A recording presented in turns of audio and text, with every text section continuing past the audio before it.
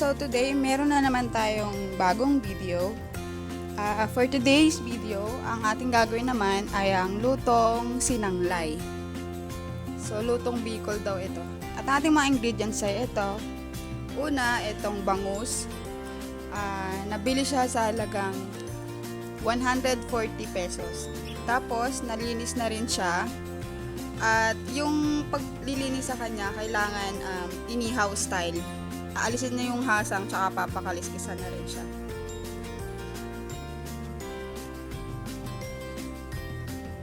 Tapos, kailangan din natin ng pechay. Ito, halagang 10 pesos siya. Tapos, kailangan din natin ng talbos ng kamote. 10 pesos lang din yung bili namin dito. Tapos, kailangan namin ng kamatis na mapula. 4 pieces siya. Malaki. Tapos, sili. Kailangan din natin ng siling red. And then, kung gusto nyo, dagdagan nyo na lang din siya ng siling green. Ito, kailangan hiwa-hiwa siya. Tapos, bagoong alamang, 1 tablespoon lang yung kailangan dito. Tapos, kailangan natin ng paminta. Tapos, sibuyas. Tapos, isang purong gata. Tapos, yung pangalawang piga niya. So, okay, let's do cooking! So, okay, i-prepare na natin yung ating mga gagamitin. Una natin gagawin, yung bangus, papalamanan natin siya, yung parang, yung mga ingredients kanina, paghahalo-haluin lang natin. So, una ito, yung kamatis, lagay natin sa isang malinis na bowl. Tapos, yung sibuyas, i-mix lang natin siya.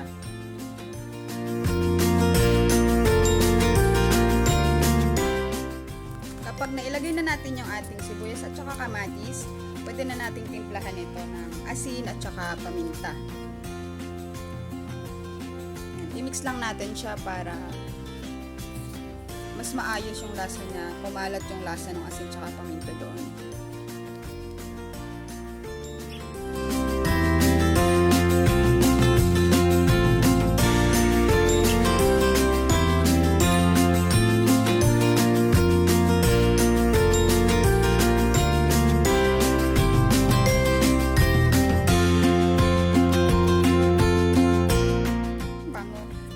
Kailangan, di ba, pag hinalo natin to, kailangan malinis naman yung ating mga kamay, tsaka yung kuko natin malinis din.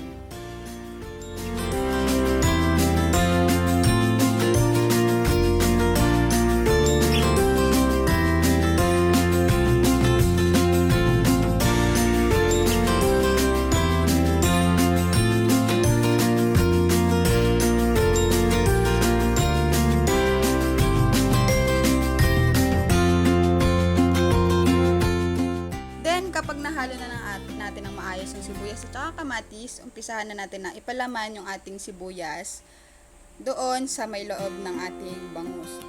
So, kailangan lahat ng natitira na nilagay natin na mixture kanina, ilagay natin sa loob ng bangus ng maayos.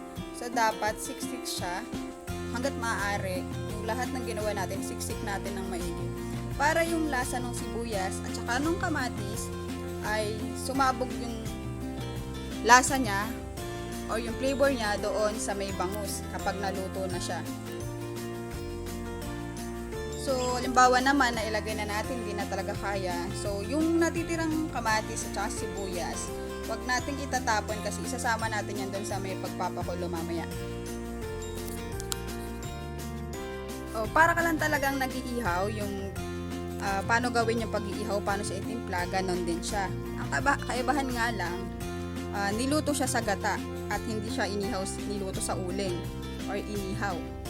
So, kung gusto niyo ng mas maanghang, etong mixture natin kamatis at sibuyas, pwede niyo dagdagan ng sili para kung gusto niyo na mas maanghang.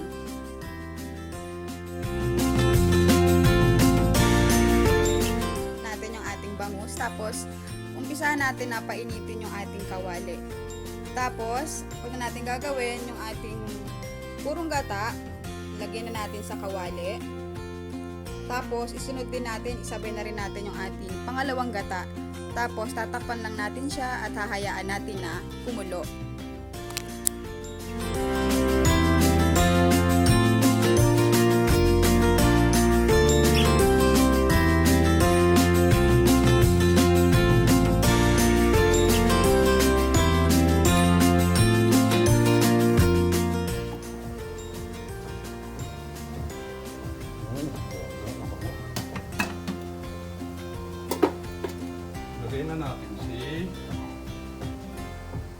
balaw. O, anong tawag dito? Bagoong na alamang. Kahit mga isang kutsara lang, okay na.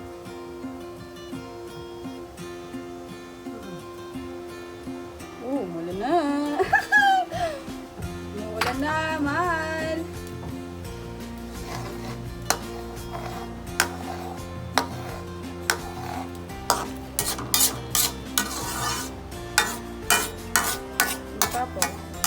Tapos,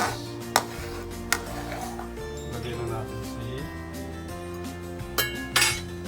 sili. Ito yung 4 na piraso yan eh. Bale, ilagay natin yung isang buo.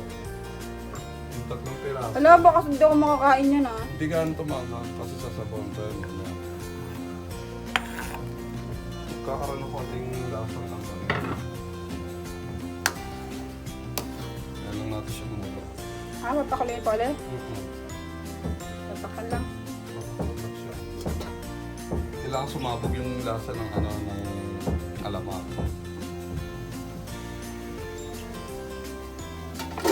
Lalagay na natin ito, ma.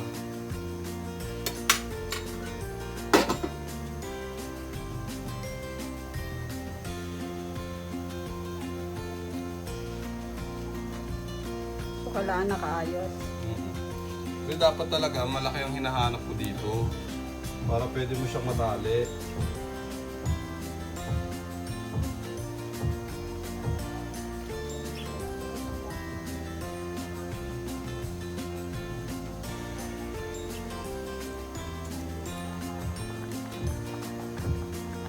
So, wala naman tayong makikitang malaki dyan. Gaganyan na lang natin siya. Dapat talaga malaki para siya yung magsisilbing parang foil. Parang iniihaw mo nga lang siya. Ayan.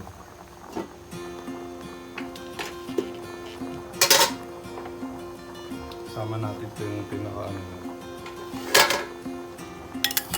Ay, natitira.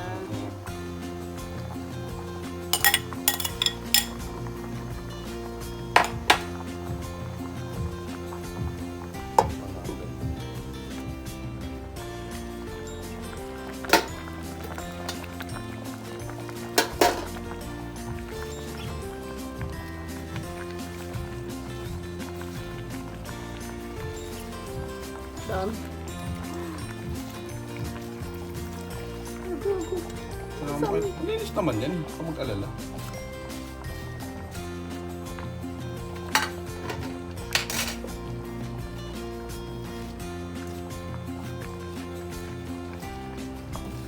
Pwede mo saluhan ng ano yan, okra, anong maibigan mong gulay. Pero make sure lang din dapat, kung marami kang gulay, marami ka din gata. Mamadali. Ito.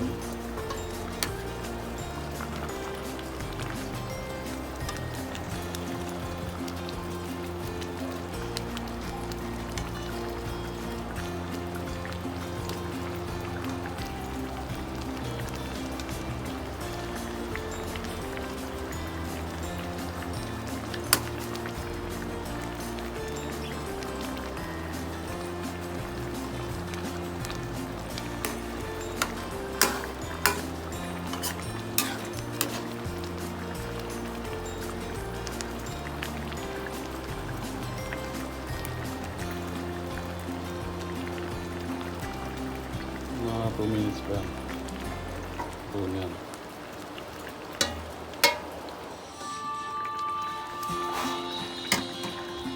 Yan mga kapatid, luto na siya.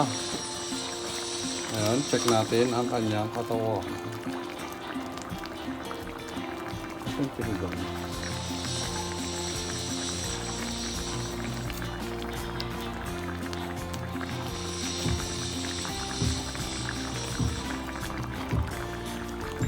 Ayan siya. Ito sa ito dito para hindi na natin.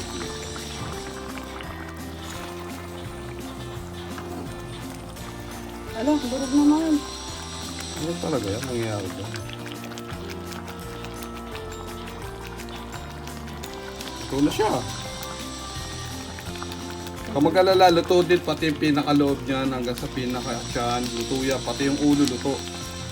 O, sige o. Kain na na.